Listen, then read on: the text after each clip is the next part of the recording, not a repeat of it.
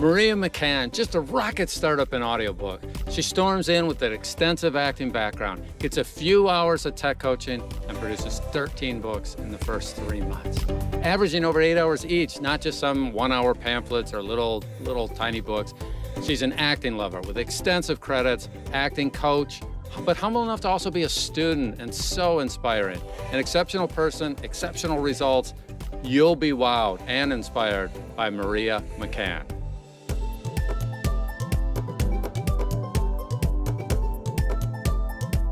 Well, Maria, we super appreciate you being with us today. And I'm just looking through your resume here on your website and the number of shows you've appeared in as an actor. Lucifer, Southland, The Unit, West Wing, ER. I mean, I've heard of these shows. So you've had quite a career as an actor, first of all, before recently coming into audiobooks. So give us a sense of how you came to acting and to have this career that you've had up until now. Yeah, it was never a thing that my family did or whatever. My dad was a fire chief. I grew up in Pasadena outside of LA, but I started taking acting classes and auditioning. My first job was with Keanu Reeves for an MTV commercial that one of my students pulled up recently, and it was fun to see. But yeah, I went to the UCLA School of Theater. Studied ACT a little bit. I'm just one of those. I love acting, and I'm an acting nerd, and so that's how I started. What was Keanu like on that shoot years ago in that commercial? I hate to say this because I didn't know he was such a big deal yet. I guess the was it The River's Edge had not quite come out yet, and Yeah. he's now known as the nicest man in show business. He was not great that day, but I think he might have been shy or whatever. We were in a car all day together. I played his girlfriend, and he didn't really talk to me until later on in the trailer. He talked to me a little bit. So I thought he was weird. Yeah. He was in his younger days. We can forgive that. Yes. When we're So, all awkward. Yes. right. So you've acted in all these shows, and then what made you decide, I'd like to get into audiobooks at some point? Yeah. And I wish I'd thought of it 10 years ago. It's one of those like, dang it. Why didn't I think of it? When I was a little girl, I thought I'd be a writer. I've always loved writing, and I'm a crazy fast reader, and I've always been a big reader. And so for the last couple of years, I was reading 100 books a year, 50 audiobooks, listening, and 50 reading in print, and writing reviews for them and all that. And then I had friends. I'm in a nonprofit for actors here in Los Angeles called The Collaborative. And they did a class on audiobooks. And it was like, oh my God, I love reading and I love acting. Like people, why didn't I think of it? You know what I mean? Like, why didn't it occur to me? But so they kind of helped me make the decision to jump in. Yeah. How long ago was that? Like probably 6 months ago, 5 months ago, or whatever. But then I was like, I gotta start doing the audiobook. Like it felt so hard. Like, oh, I gotta learn a whole new skill. That's the thing. Donnie, I know you're real successful in voiceovers. As an actor, I did commercials and film and television. And voiceovers was like a whole nother mountain to climb. It's really hard with its own rules and its own demos and its own relationships and its own casting. So years ago, I was like, I don't want to climb that mountain because you have to be fully committed to whichever kind of way you're going to go in this business. And so I was like, oh, I don't want to start something new. I don't want to be green again. But it was worth it, the mountain for audiobooks. But I did kind of drag my feet a little because I thought it was going to be really a lot. Yeah. I love that because I think there's so many things that all of us sort of avoid starting that we really want to because I say afraid, but it's kind of normal, especially if you feel like you've gotten to a high level at something else. You understand the road and what it takes to get really good at another thing. And that can feel daunting when you're at the bottom of that mountain all over again, right? Exactly. You could have put it better. I was like, oh, I remember I went to my first APAC and I didn't realize too, like, it's terrible to say you're a newbie. There's kind of like a stigma, but I was just like, oh, I hate being this green. I hate being this like not knowing place. But that's everything, right? We have to surrender to not knowing. Yeah.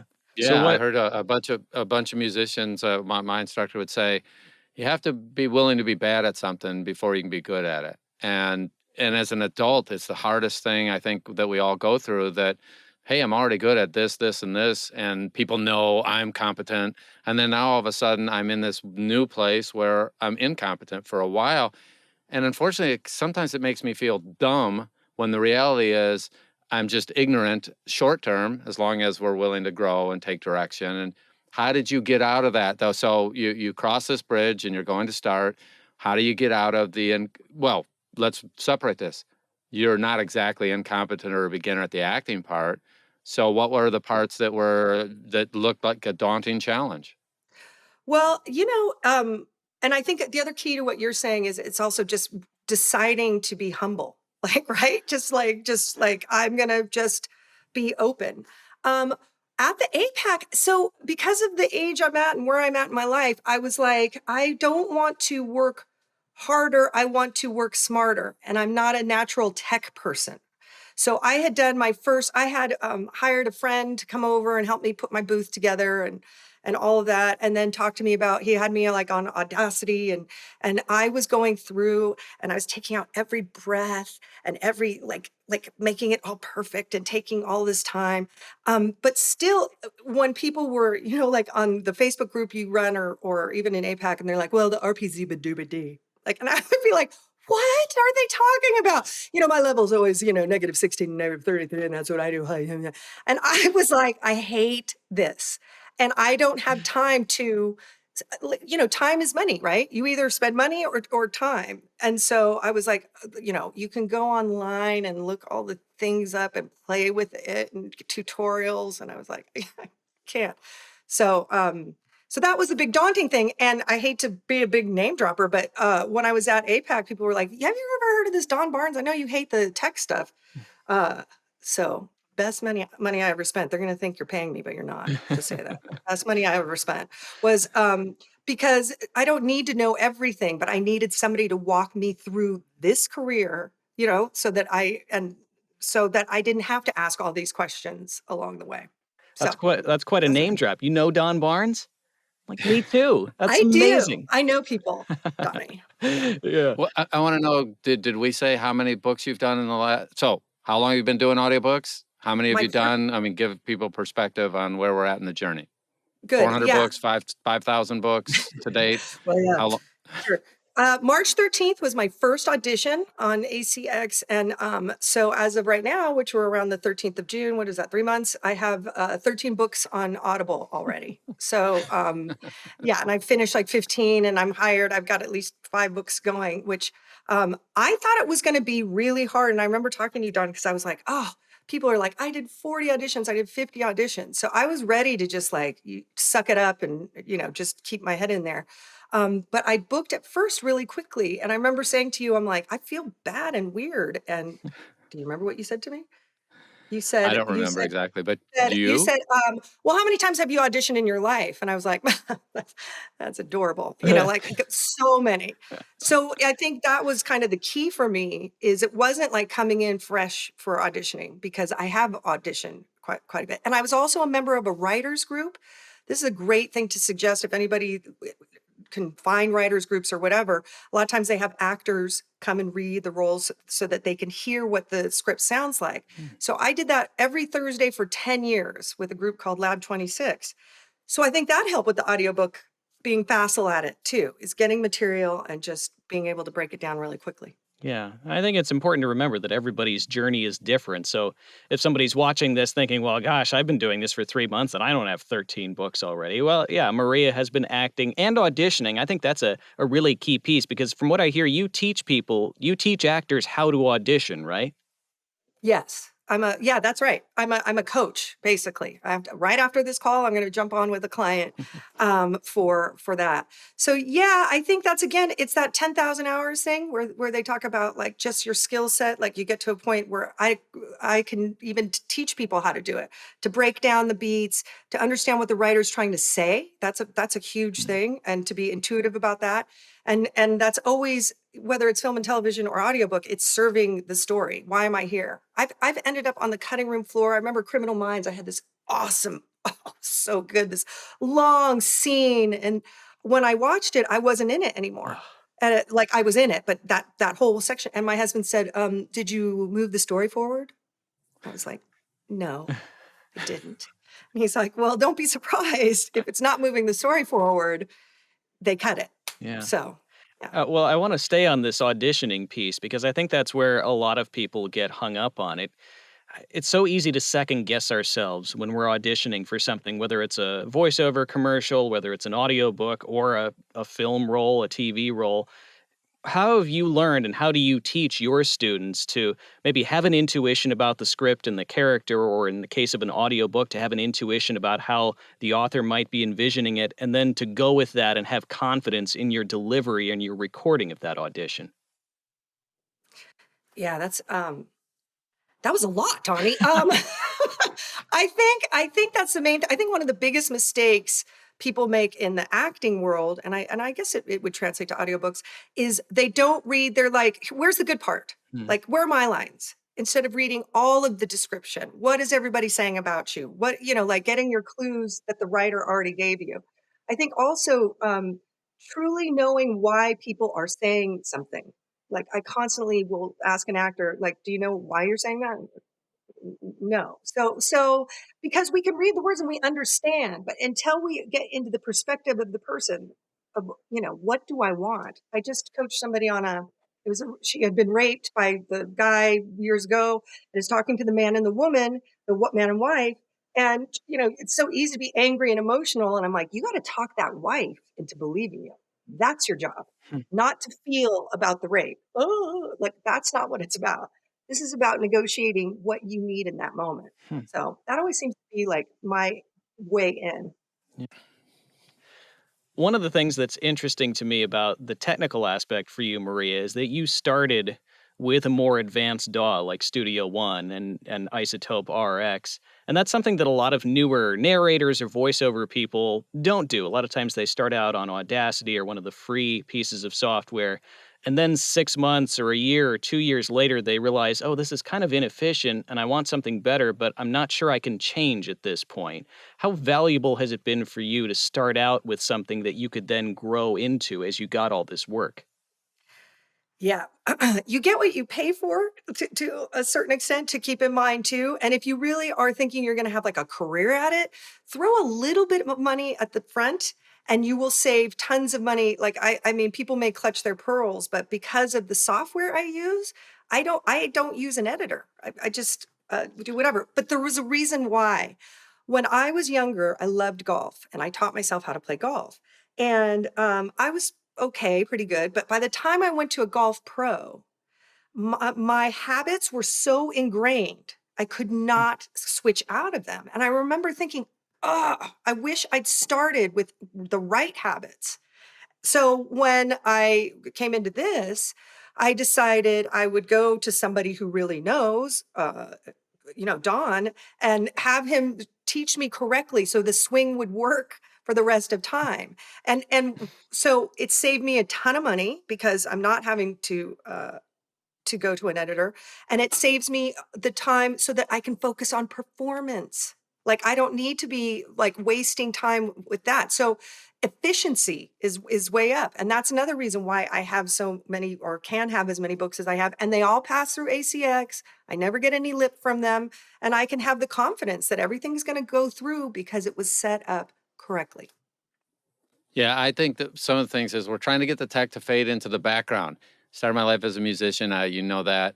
And, I didn't want to set up drums, but I became an expert at setting up drums so that I could forget about it and just do it the same way every time so that the performance, you go to perform, and those like you who are doing a lot of performance rather than spending time trying to figure out all the tech stuff, boy, does that get you further a lot faster. And you combine somebody who's doing more performances. You have to do a lot of performances or this whole business doesn't work. And you take your prior performances, now you're bringing them into this new world. I'm hoping that the tech stuff faded in the background for you within the first, 3 weeks, months. Did we get close? Yeah, absolutely. There's also a certain swagger you get, if that makes sense, a confidence you Yeah. get when you know it's all handled. Like I remember we worked on it and I was like, I can still hear my breaths. And you were like, nobody's going to hear those breaths. Nobody's going to care about those breaths. And every author has not, or rights holder has not had a, problem with the breaths or whatever. So yeah, knowing that it's like, dare me if it's not the correct tech. You know what I mean? Like, I don't know, but so I can say like, no, I got this. You can trust my Right. producing of this project. So that's Yeah, trusting powerful. yourself's a big deal. I'm happy to hear that that's worked for you. And I think when somebody combines that great acting with that great tech, but the tech should fade away. It's not the focus of anything we do. It doesn't get you jobs. It could lose you a job if your tech isn't strong enough. Someone even like you could be losing jobs if their acting was great, but their tech is weak because there's now so many good actors and people like you coming into this business. Having both is the perfect combination. And right now, I hope that you're not thinking any about the tech. I'm not, and it's fast now. Like I've got all my systems of like, how to streamline and fine tune it and all of that. No, I don't think about it. It feels really easy. And actually, I had a actor friend come over and do a voiceover on my thing, and I just told her push that button and it gets to be that easy. So where she did a professional job, got paid on my system, just and with no prior training. So there's a lot to be said for that. Other people would love to start like you. What would be three things that you might consider telling them when they're getting started? Where should they put their focus if they don't have your acting or if they do? So, I mean, Right. because you're going to get two types of people that already are intense actors, are good at that, coming into this business. And then you're going to have people that don't have that side of the whole thing already nailed. What would you tell those people? Uh, the first thing is the tech. I'm hitting that again. My tech is so easy, it's embarrassing. So when I'm producing a book, like the editing process, I do positron and have somebody kind of go through it. I have another human being kind of go through that. But just like the templates that you already set up, again, I sound like an ad, but to have all those things in place, if you have your performance, to have the software and how it's set up for you, do the heavy lifting is is a huge help. Um, and as far as even with like everybody in this business, the audiobook business is like coach, coach, coach. And I remember I had to go through being humble. I'm like, I coach. And I remember you saying, Dawn, you were like, I know, but what about audiobook performance? So I've coached with like, Johnny Heller and PJ Auckland. And I always say about acting, and it's the same with the audiobooks, you're going to have your own tool chest, your own like backpack of tools. So maybe Heller gives you one thing and you're like, I'm going to keep that. And then PJ gives you one thing and you're like, I'm going to keep that. So it's all about making what works for you. Not one guru, not one person is going to be able to provide you with everything you need to know, because some things resonate with us as performers and some things don't. Is there a certain Yeah, I can say my mentor when I started was doing music always said after I got to a certain point, you're going to be looking for three mentors. You may have to go through 10 to find your three, but over time you're going to find them. And then he said, the most interesting thing is you're going to have some of those people contradict me or each other. And then you're going to sometimes, if you're smart, don't tell them, oh, Gene said do it this way. It's like take what they are doing and take what I'm doing, learn them both, and try to do theirs to the absolute max. Even if it's 100% off of what I've told you, now you have two ways to do it. And then you can choose the situation, which one do you want? So he was always saying, you're searching for three. Now, I don't know if three is the magic number, but you're searching for more than one mentor in order to give you different perspectives. And sometimes they're contradictory, and that's always a funny thing. Which one do you do? But that's something that each person takes away from the different people. So really smart that you're doing that. And is there anything you would avoid if you could redo your massive 3 months of experience here? But you come into it with a great perspective. You're looking at all this fresh. Anything you would avoid or other people should avoid? You know, so far I've had one audition for Dion Audio and I did a book for them. So I was lucky enough that I got that one. But I'm mostly still doing the ACX as somebody who's new and in the building. You know, wow. But you know what? Some of it's just stumbling along, like realizing how am I going to break down which ones are worth auditioning for. Originally, it's like, which books do I like? Well, that doesn't necessarily mean that they're going to sell, right? So learning that, what's a royalty share plus? Nobody really explained it to me. What's the SAG minimums? So all those things, but you learn as you go along pretty quickly. But yeah, So you didn't need to know everything up front before you started? No, I guess not. But yeah, I, so I mean, I'm going to put words in your mouth here. You actually did more than most people. You did more in your first month when we were talking, when you first started, than most people do in 3 or 4 months. And I think some of it comes from your acting and knowing that, hey, I'm not going to get every part. I remember telling you, hey, you need to audition 3 times a day and you just did keep say that. auditioning until you're so busy. And you were kind of thinking, well, you tell, what were you thinking when I started telling you, yeah, you need to be doing more auditions? Well, I'm a big systems person, so I was like, "Okay, I will. Okay, sir, I'll figure that out." But then when I got books, I was like, "Oh, maybe I should wait to audition." But you said, "No, keep it up, keep it fresh." And I will say then it got to a period where I was like, "I may not end up with any books. Oh God, what's happening?" So that's another reason to keep auditioning. I also want to say, just to make people feel better, I've been realizing that I have the luxury. First off, I'm obsessive. I say I'm Gollum in the booth. I'm like, my precious, don't take me out of the booth, my precious. So I can easily do 6, 7 hours and happily. So I know a lot of narrators are doing another full-time job and auditioning around that and moving their schedules around that.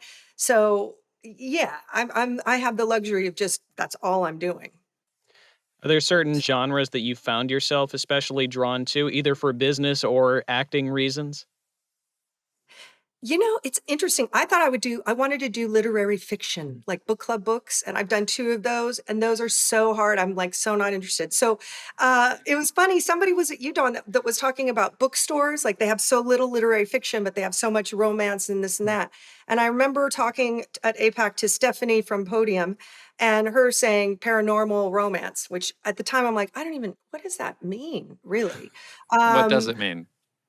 it means like anything having to do with like werewolves or shapeshifters or vampires or whatever. And for me, like what I've seen is the really strong female protagonists. So I tend to book things with lots of accents because I also love accents and things with lots of different characters.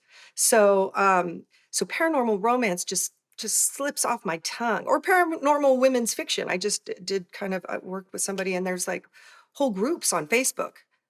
There's whole groups for that over for women over 50.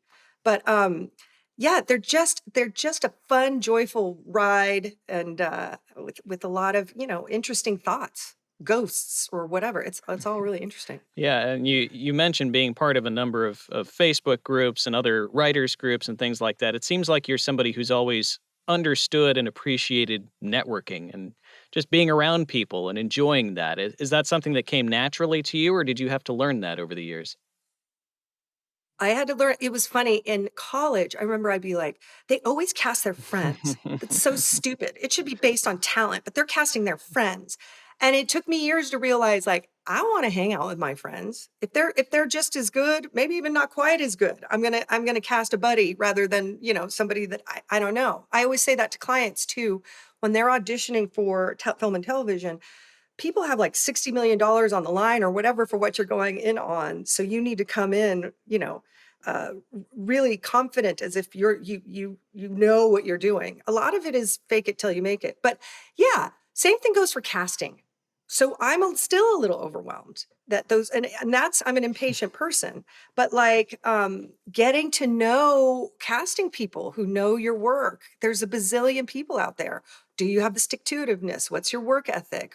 Why? That's the other thing I always would say to narrators or actors is what problem are you solving for them?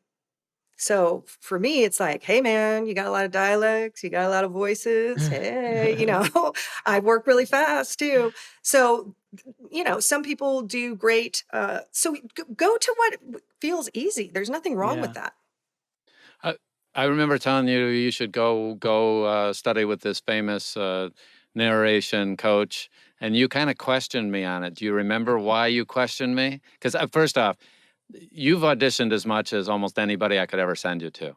So when Right. I remember telling you somebody and you were kind of like, why would I go to that person? And do you remember that conversation I at all? do, and I was a jerk about it, and then I said the wrong thing too. Oh, I well, here you asked me something else that I would tell people.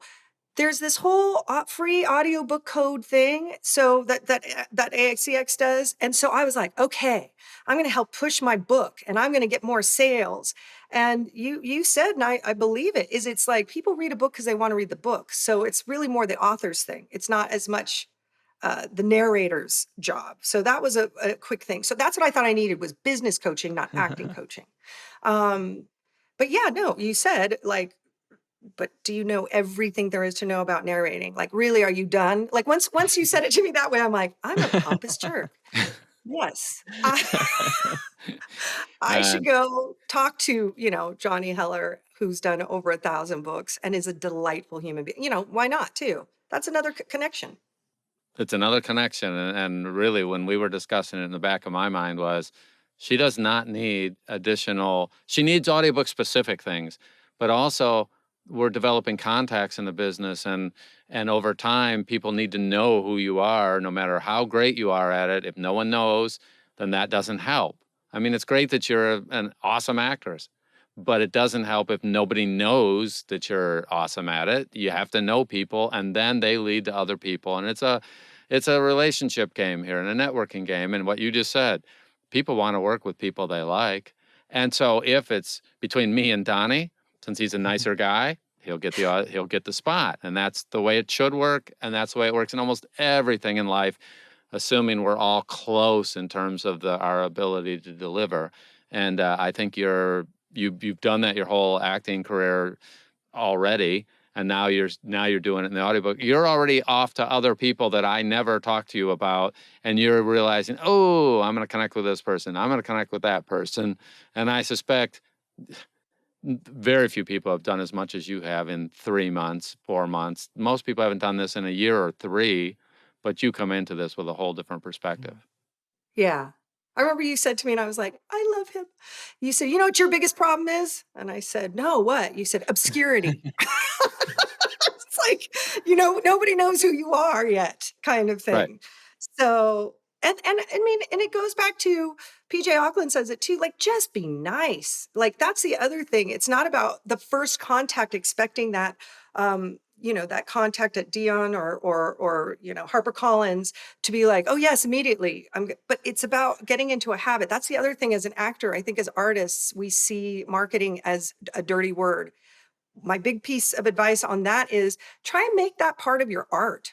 Try and make like a fun email, an authentic email, like when you reach out, not with that expectation, just like, hey, this is me. I'd love to, you to get to know me and thanks so much for your time. Keep it brief. But instead of feeling like, oh, I have to or I should, just trying to spin it. The book I got for Dion, I was like, it was a day where I'm like, oh, I don't want to do marketing. I don't want to, please. I don't want to, right? I want to go hide. And I got in touch with a friend and I said, who do I get in touch with there? Because she used to work for them. And she told me, and I sent out the email and then I got the call, right? So it like actually happened to work. It doesn't always, but if I hadn't done it, I definitely wouldn't have worked. Now, it sounds to me like you cheated. You had a friend that already had a contact, and you used that friend to get you at least an introduction. Is that correct? Am I understanding this correctly? That is correct. Because I was mad at her because she was working there. And then she's like, oh, yeah, I quit my job. I got another fabulous job. I was like, what? I'm just starting my audiobook thing. Like, you That was can't not leave. good timing for me. Yeah. Can't you put that off just a little? Your dream job? That'd be great. But that's a But killer yeah, point that you're essentially saying, I have a relationship that's existing. People like helping other people as long as they're good people. So assuming that Kiana wasn't nice to you that one day, but over time, then you go, oh, wait a minute, if you have further contacts with them, then you see other sides of people. And over time, the relationships in this business are amazing, and they are one of the biggest keys to people succeeding. And I think you're living it. I can't believe how much you've done in such a short time. Um, do you feel a little bit proud, scared? Where's this? How's all this make you feel? Because you realize in the groups, people are saying, "Oh, I can't get an audition. I can't get a book," and you're just smoking it here. How does that make you I feel? know. I know. Well, yeah. Grateful, super grateful. I remember when I was like younger, I would look at all my CDs and be like, well, look at what I have. I'm like that now with the Audible listing. I like to look at them all. Look at my covers that I have. Aren't they cool? And then I started looking at reviews, which almost all have been positive, but there was like one negative one, and I was like, this is why they say don't read reviews. Because I was like Yeah. hurt. But yeah, I'm super grateful. I'm super excited. I tell people this when I'm coaching them, but I have to remind myself, I want to see the last page of the book. Like, I want to know, like, am I going to make it to HarperCollins? Am I going to make it to Random House? But all we can do is put one foot in front of the other, set your goal and see, because that's what we all, I think, as narrators want, right? Is a good, healthy, per finished hour. For me, I want my pension paid into and all of that stuff. So I wish I could see that I had done it, but I still have to be in the unknown. So that's the uncomfortable part. And as But I Yeah, love the I journey. love that. And as we wrap up, Maria, for people that are saying, well, gosh, I don't have decades of acting experience, or gosh, I don't have tons of contacts or networking that I've done for years in this industry, where would you suggest, I mean, how would you suggest people get started without overthinking it too much? Because I'm sure you have this conversation with younger actors all the time who are just starting in the business too. Yeah. And by the way, let me mention, I had one Yeah, friend who yeah. was doing audiobooks. Yeah, I think it's just keep showing up. I think Johnny Heller said that to me too. He's like, you just got to keep showing up. So, uh, showing up to APAC, showing up. I signed up for PANA. I'm going to their social. They have really cool things. So again, it's just we all want things so fast now because we can get things so fast now. And I think it's just one foot in front of the other. And you're not going to resonate with everybody, but find out. I always say with acting, you can have a fabulous career like with 3 casting people, like you were saying about the mentors. Same thing with casting people. Like if they love you, then that's going to be your source of work. So it's just really keeping open to finding your people. That is so good. So good. Fantastic. Well, Maria, again, we super appreciate you taking the time to be with us today, and tell people who are watching or listening where they can find you if they want to take auditioning lessons or acting lessons from you, where they can do all that. I have a website. It's the Maria McCann because there was an Irish author who was Maria McCann. But anyway, But it's you're the Maria themariamccann.com. McCann. Yeah. It's So got swagger. themariamccann.com. Yeah. Awesome. All right. Well, Maria, again, thanks so much for joining us today. And we appreciate it. And we're looking forward to seeing the next 30, 50, 100 books that you record. Thank you so much. I really appreciate it. And as always, we'll see you on the wires. Bye-bye.